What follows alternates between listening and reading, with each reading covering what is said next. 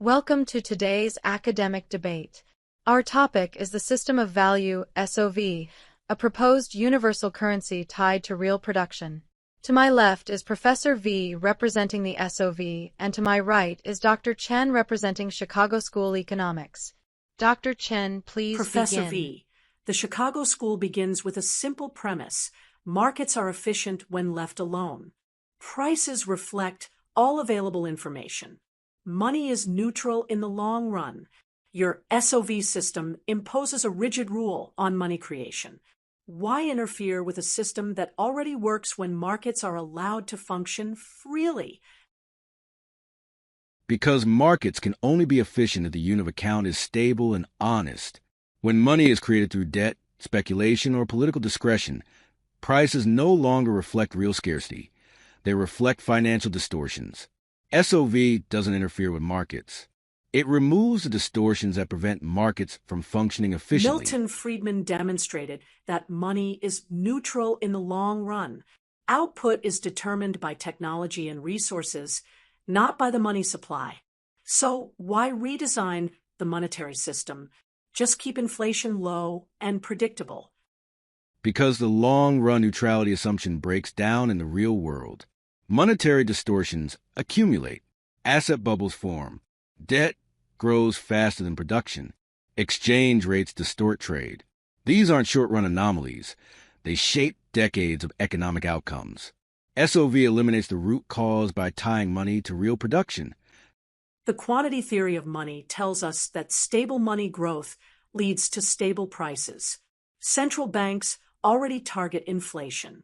Why replace a system that works with something as radical as SOV? Because central banks don't control money creation. Banks do.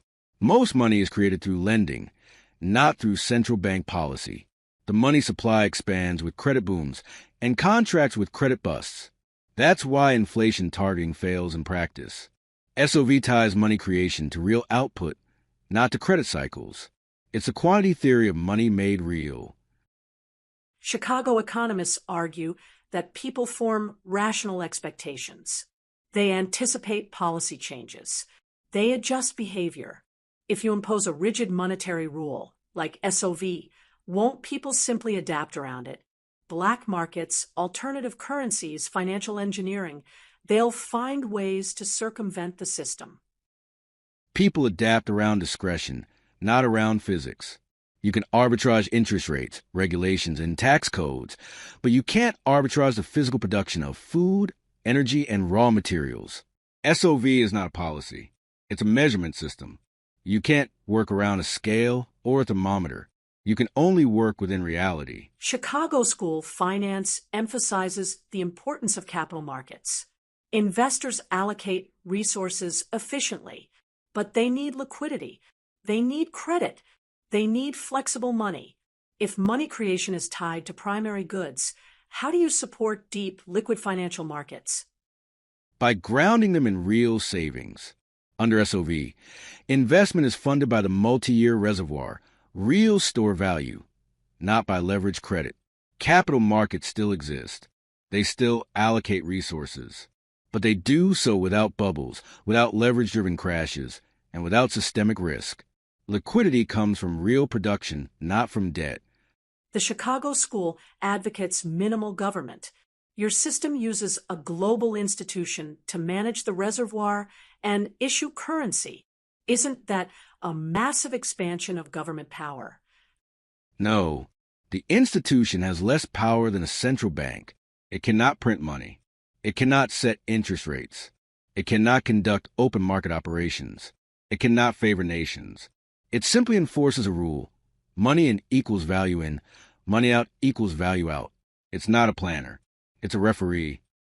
You're arguing that SOV eliminates the very distortions Chicago economists criticize: discretionary monetary policy, inflation uncertainty, credit-driven cycles, and government intervention. Exactly. SOV is the ultimate rule-based monetary system. It's Friedman's dream, a monetary rule that cannot be violated.